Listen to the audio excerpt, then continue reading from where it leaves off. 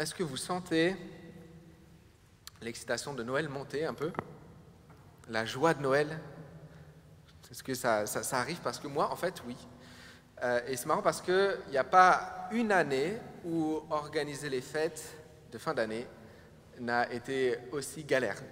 C'est à un point où hier, j'ai même reçu une newsletter dont le titre était carrément « Noël aura-t-il bien lieu à Noël cette année ?» Et apparemment, c'était la question que tout le monde se posait. « Noël aura-t-il bien lieu à Noël ?» Je ne sais même pas ce que ça veut dire, mais voilà, il disait que c'était la question que tout le monde se posait. Mais moi, j'ai jamais eu autant la certitude que Noël sera une belle fête que cette année. Et j'en ai préparé des Noëls. Mais j'ai jamais eu cette conviction aussi forte. Cette année, Noël sera une réussite. Cette année, ça sera un beau Noël pour nous tous. Et en fait, il faut dire que le texte qu'on va lire aujourd'hui nous aide à mettre les choses en perspective et à prendre le bon angle pour aborder notre dernière semaine avant Noël et puis nos 2 dernières semaines de 2020. Parce que tout le monde le sait, 2021, ce sera tout autre chose.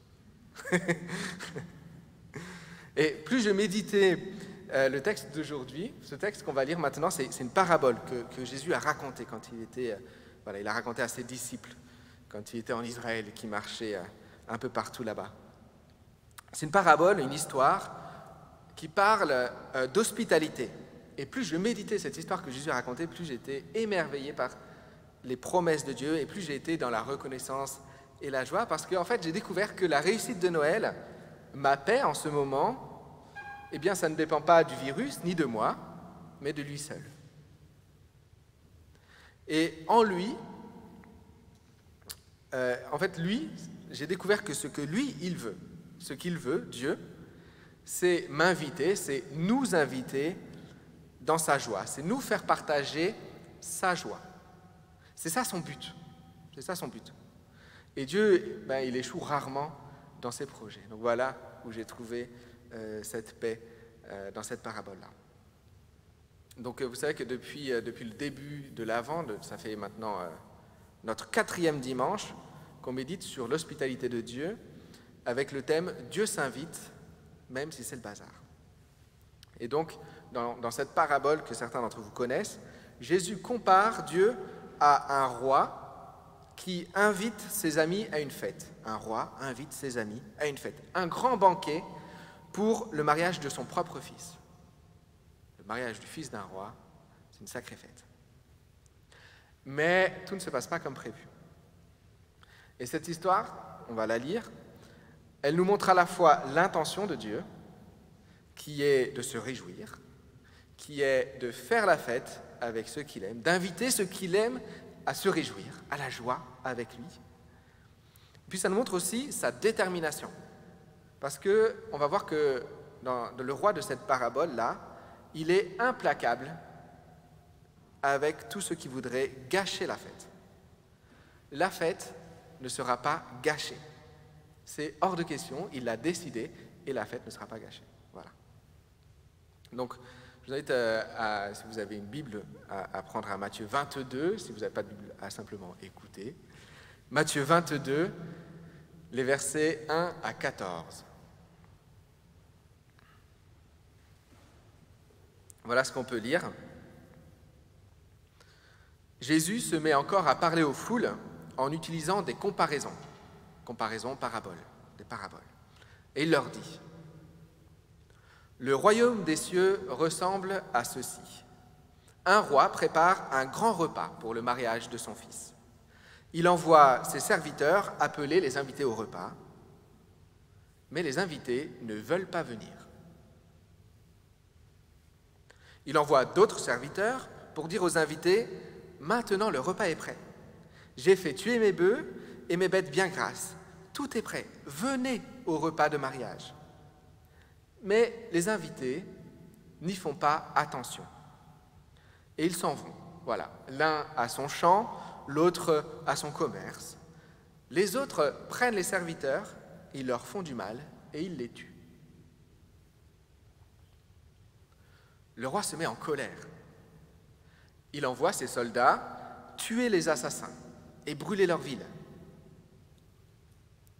Ensuite, il dit à ses serviteurs, « Le repas de mariage est prêt, mais les invités n'étaient pas dignes de le manger. Allez donc au croisement des chemins et invitez au repas tous les gens que vous rencontrerez. » Les serviteurs partent sur les chemins, ils rassemblent tous les gens qu'ils trouvent, les mauvais comme les bons. Et ainsi la salle est pleine de monde. Le roi entre pour regarder les invités. Il voit un homme qui n'a pas le vêtement de fête. Il lui dit, « Mon ami, comment? Tu es entré ici sans le vêtement de fête. » Et l'homme ne répond rien. Alors le roi dit au serviteur, « Attachez-lui les mains et les pieds et jetez-le dehors dans la nuit. Là, il pleurera et il grincera des dents. »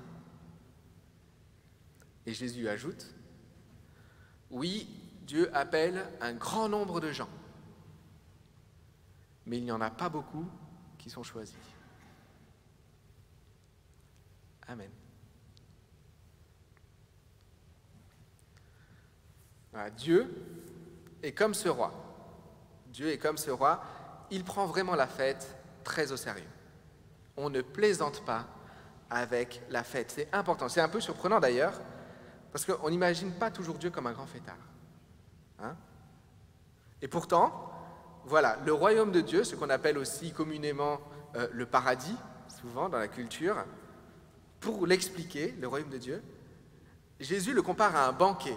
Et l'histoire du monde, dans son image, du coup, serait la préparation de ce grand banquet. Tout dans notre vie, tout dans l'histoire de la terre, tout prépare cette grande fête à venir. Tout va dans ce but, dans cette direction-là. Et à une époque qui est la nôtre aujourd'hui, où on ne peut pas se projeter, à une époque où tout ce qu'on organise est annulé, puis réorganisé, puis annulé de nouveau, là, on apprend une chose ce matin, il existe une fête qui ne sera jamais annulée. C'est ce banquet, c'est le salut que Jésus est venu annoncer à Noël. Votre Noël idéal est peut-être annulé, mais ce qu'on fête à Noël, eh bien ça, c'est pas possible de l'annuler. Déjà parce que Noël, c'était hier. Enfin, c'était pas hier, mais c'est passé. Hein? Donc, à moins de revenir dans le temps, il est impossible d'annuler la naissance de Jésus, n'est-ce pas? Et la bonne nouvelle, c'est que Terminator n'est qu'un film. Donc, c'est bon. C'est fait. C'est absurde de dire ça, mais il y a quelque chose d'apaisant dans le fait de se souvenir que c'est une chose qu'on ne pourra pas nous voler. Dieu nous a rejoints. C'est fait. Il nous a rejoints. Il a rejoint le monde. Il est proche de nous. Il est solidaire avec nous. Il a lié sa vie avec la nôtre. Il a montré ça il y a 2020 ans. C'est trop tard pour l'annuler. C'est un acquis. Les promesses les plus improbables que Dieu avait données, il y a 4000 ans peut-être, à travers les prophètes qui annonçaient la venue d'un Messie qui naîtrait d'une vierge, qui naîtrait à Bethléem, eh bien ces prophéties-là, ces promesses-là, se sont déjà réalisées. C'est un acquis, même si elles paraissaient impossibles. Et donc la confiance qu'on peut avoir dans sa parole, la confiance qu'on peut avoir aujourd'hui dans ses promesses, eh bien, elle est déjà validée par l'histoire, par le passé. On a raison, parce que Jésus est vraiment né. Voilà. Ensuite, la fête annoncée par Noël ne peut pas être annulée parce que c'est une promesse de Dieu pour demain. Et comme les promesses qu'il a fait hier pour hier se sont réalisées, les promesses qu'il a fait hier pour demain sont aussi fiables que celles-là. Et d'ailleurs, je crois que j'ai trouvé mon nouveau passage préféré de la Bible. Je vous le partage. C'est une prophétie d'Ésaïe, on peut lire ça dans le livre d'Ésaïe au chapitre 25, et qui parle de ce banquet du royaume, comme dans la parabole. Vous savez, la Bible parle beaucoup de banquets. Et ça, c'est un des textes qui parle de banquet. Je vous le laisse ce verset parce que c'est un vrai cadeau. Vous allez voir. Sur la montagne de Sion, le Seigneur de l'univers préparera pour tous les peuples un repas de viande grasse, arrosé de bon vin, un repas de viande tendre et grasse et de vin pur. C'est pas beau ce verset?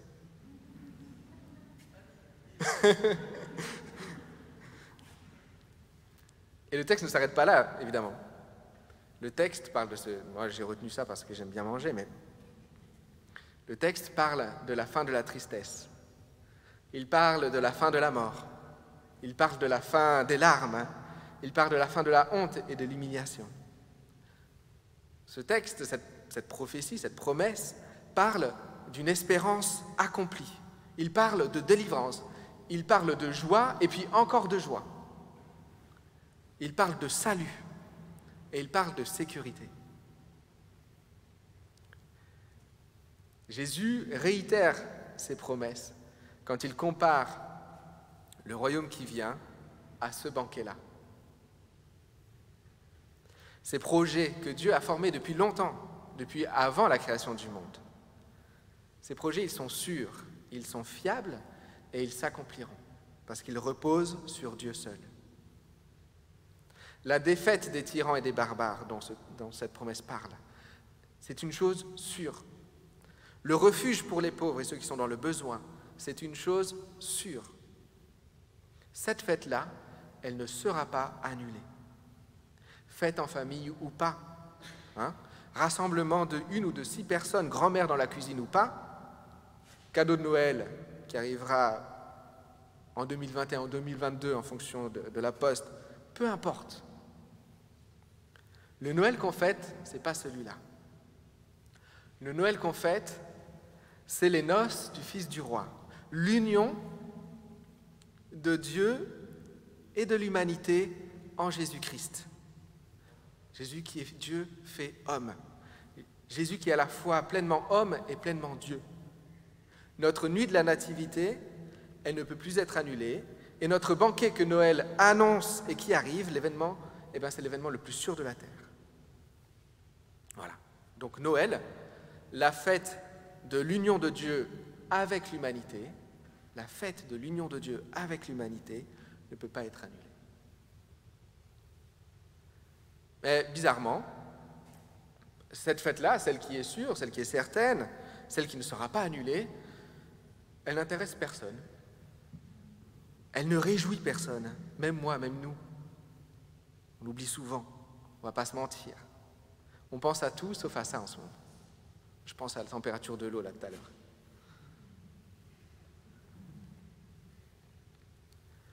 D'ailleurs, l'autre nouvelle pour nous dans cette parabole, c'est une nuance. Oui, c'est vrai, Noël ne sera pas annulé. Par contre, il se fera peut-être sans nous. La vraie fête, la fête, elle ne sera pas pour tout le monde. Dieu appelle beaucoup de gens, mais il y en a peu qui sont choisis. Vous n'avez pas pu ne pas entendre cette phrase. Cette phrase, elle vous a forcément dérangé un peu. On la connaît souvent dans cette traduction. Il y a beaucoup d'appelés, mais peu d'élus. Vous avez déjà entendu ça? Il y a beaucoup d'appelés, mais peu d'élus. C'est comme ça que la parabole se finit. Dans cette histoire qui commençait bien, un mariage, la perspective d'une fête en famille, eh bien, elle finit mal pour beaucoup de monde. Cette parabole du banquet de noces, elle est un peu difficile à entendre malgré tout, parce que c'est une histoire douloureuse. Il y a beaucoup de douleur dedans. C'est douloureux pour le père de voir ses amis, ses soi-disant amis, le mettre tellement loin dans la liste de leurs préoccupations qu'ils finissent par rater le mariage. Ce roi qui est méprisé par ses proches amis. C'est douloureux pour le père de voir ses amis devenir violents avec ses serviteurs jusqu'à les tuer, alors qu'il leur offre une magnifique fête. Quelle injustice! L'histoire est douloureuse pour ceux qui ont subi la colère du roi en retour. C'est pas bon de se fâcher avec un roi. L'histoire est douloureuse pour cet invité qui arrivait jusqu'à la fête, pensant pouvoir se remplir le bide, mais qui s'est finalement fait éjecter dans la nuit, là où il y a les pleurs et les grincements dedans. Alors c'est une histoire. Et Jésus nous raconte cette histoire qu'il a inventée pour nous dire le royaume des cieux est comme cette histoire. C'est une fête incroyable et parfaite que rien ne peut annuler. Elle aura lieu. Mais Dieu est tellement protecteur de cette fête. Cette fête a tellement de valeur à ses yeux, tellement d'importance, qu'il ne reculera devant rien pour la sauver. Voilà. L'ennemi veut la gâcher en poussant les invités à la mépriser.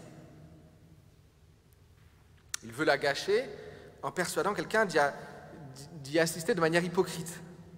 Pas pour partager la joie, mais juste pour se remplir le ventre. Mais ils ne parviendront pas à gâcher la fête. Ils ne gâchent que leur propre vie. Et c'est terrible pour eux. Ils veulent gâcher la fête, mais ce n'est que leur propre vie qu'ils gâchent. Pour le roi et pour les autres, pour ceux qui n'ont pas méprisé cette fête, pour ceux qui ont eu la simplicité d'accepter l'invitation et de se réjouir avec le Père, ben eux, ils n'ont rien remarqué. C'était juste une fête incroyable, totalement inattendue, qui leur est tombée dessus comme ça, et ils ont juste été épatés. Mais les autres, ils ont causé leur propre malheur. C.S. Lewis, qui a pas seulement écrit les chroniques de Narnia, qui a écrit aussi beaucoup de très bons livres sur la foi chrétienne, a une très belle image. Il dit que l'enfer est verrouillé de l'intérieur. C'est-à-dire que c'est les gens qui vont eux-mêmes et qui ferment la porte eux-mêmes. Aujourd'hui, nous recevons cette histoire de Jésus, nous recevons l'invitation, nous faisons partie des nombreux invités au banquet final, mais on fait partie de ces gens qui sont bien trop préoccupés par les bœufs qu'on vient d'acheter ou qu'on veut offrir. Quelqu'un a prévu d'offrir des bœufs. L'évangile de Luc raconte cette parabole et dans cette version, les invités, on a la réponse des invités. Alors il y a des invités qui disent « Je viens d'acheter un champ et je dois aller le voir, je t'en prie, excuse-moi. » Il y a un autre invité qui dit « Je viens d'acheter 5 paires de bœufs et je vais les essayer, je t'en prie, excuse-moi. » Et le troisième dit « Je viens de me marier, c'est pourquoi je ne peux pas venir. » Ces excuses, elles nous paraissent étranges. Le mariage, je ne dis pas. Mais les bœufs, aujourd'hui, si on me payait pour recevoir des bœufs, je n'en voudrais pas. Je les accepte un champ des bœufs. Enfin, les bœufs, je les accepte en steak ou cuits dans du vin de Bourgogne. Mais non, je ne voudrais pas 5 paires de bœufs. Des années après, les préoccupations de ces gens nous semblent totalement dépassées. Qu'est-ce qui occupe nos esprits aujourd'hui? Est-ce que dans 5 ans, ce qui nous occupe l'esprit maintenant, on n'aura pas l'impression que c'était des bœufs? Des préoccupations lourdes, mais dépassées, sans grande importance, sans grande utilité. Ces paroles désagréables qu'on a reçues, ce mépris de ce collègue qu'on n'aime même pas, ce bruit de mon voisin, ce désir de ski. Mais même la joie profonde d'un mariage heureux ou d'une vie accomplie, d'une mission de vie accomplie, du sens trouvé de sa vie, ou d'enfants épanouis. Et aussi les joies futiles et les petits bonheurs, même si ces choses qui sont bonnes, si elles nous bloquent la vue et qu'elles nous font mépriser celui qui nous les donne par amour, celui qui nous invite à partager sa joie par amour, si elles nous font croire qu'on n'a plus besoin de Dieu, qu'on a déjà tout, eh bien quel malheur! Parce que comparé au bonheur du banquet éternel, ces choses-là sont tellement futiles. Aujourd'hui même, peut-être qu'on sera là en train de communier au pain et au vin, on verra le pain, on verra le vin, mais on ne verra pas Dieu et on ne partagera pas sa joie à ce moment-là. Comme le dernier des invités au banquet, qui n'avait pas ses habits de fête. Peut-être que le péché, en nous, arrivera à parler plus fort et à gâcher la fête, et à nous priver de la fête. Dans 4-5 jours, nous sommes invités à fêter la naissance de Jésus, le Fils du roi venu sur cette terre.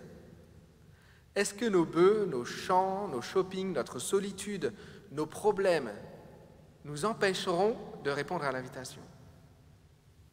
est-ce que nous mépriserons Dieu et la joie qu'il nous offre?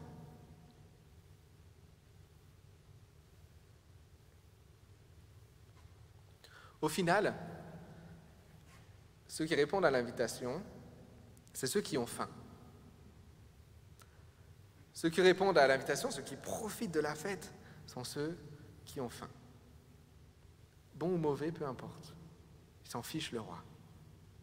Le roi, il veut simplement des gens qui ont besoin, qui savent qu'ils n'ont pas tout compris, qui savent qu'ils n'ont pas tout, qu'ils ne sont pas complets, qu'ils n'ont pas tout dans leur vie, qu'ils n'ont pas tout riche, qu'ils ont besoin de l'autre, qu'ils ont besoin de Dieu. Le roi, il veut des gens qui sont ouverts à recevoir sa joie, à partager sa voix, qui ne se suffisent pas eux-mêmes. Et ces gens, dans la parabole, qui partagent la joie du Père, eh bien, ce n'est pas les plus populaires. Ce n'est pas à les inviter que tout le monde s'arrache. Ce n'est pas ceux qui ont tout réussi, tout compris.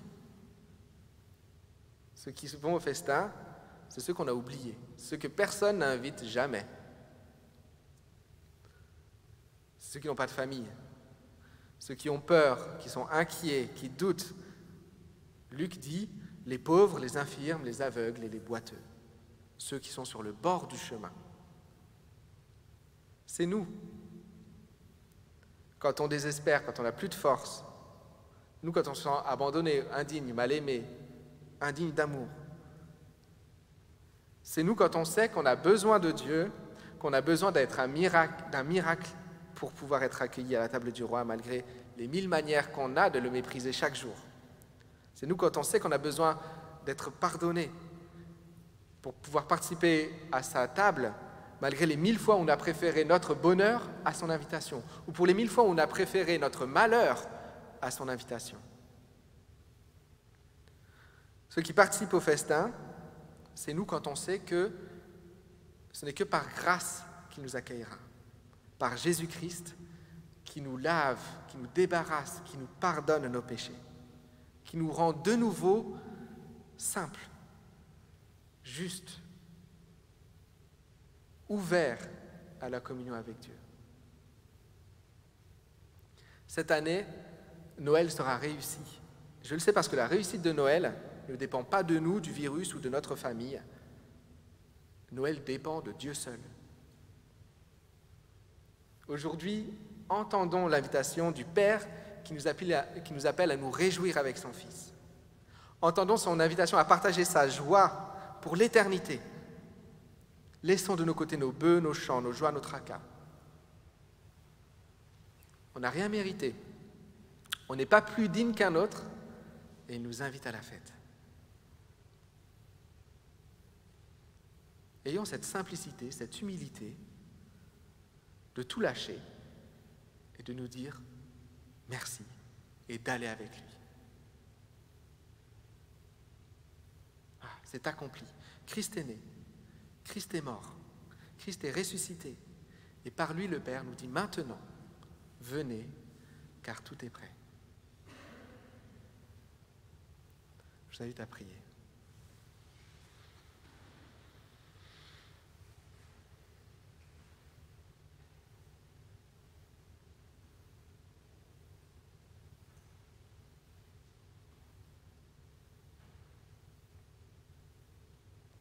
Seigneur, nous venons à toi, pleins de reconnaissance pour ta bonté. Nous qui ne te connaissons pas, qui ne te connaissions pas, nous qui te découvrons sous un jour nouveau maintenant, nous qui ne nous étions jamais posé ces questions-là. Ta parole, ton invitation est parvenue jusqu'à nos oreilles. Maintenant, nous avons entendu ta voix. Nous qui pensions te connaître par cœur et avoir tout compris, avoir déjà tout accueilli, ton invitation nous parvient. Seigneur, pardon pour le mépris qu'on t'a montré. Toi dont la joie réside dans notre joie. Toi qui veux notre bonheur, nous t'avons méprisé, nous t'avons préféré toutes ces préoccupations qui sont futiles finalement, qui en tout cas n'auront pas le dernier mot. Pardonne-nous notre péché, parce que c'est lui qui nous conduit au mépris de ton amour et de ta générosité. C'est lui qui nous conduit à la perdition. Merci pour Jésus, qui nous a rejoints à Noël et qui, sur la croix, nous a assurés de ton pardon, du pardon de tous ceux qui mettent en toi leur confiance. Merci parce qu'il a pris sur lui notre péché, qui nous font espérer. Seigneur, nous voulons maintenant mettre nos vêtements de fête, nos plus beaux vêtements. Seigneur, nous abandonnons tout, souci et joie, et nous te suivons heureux vers le festin. Au nom de Jésus.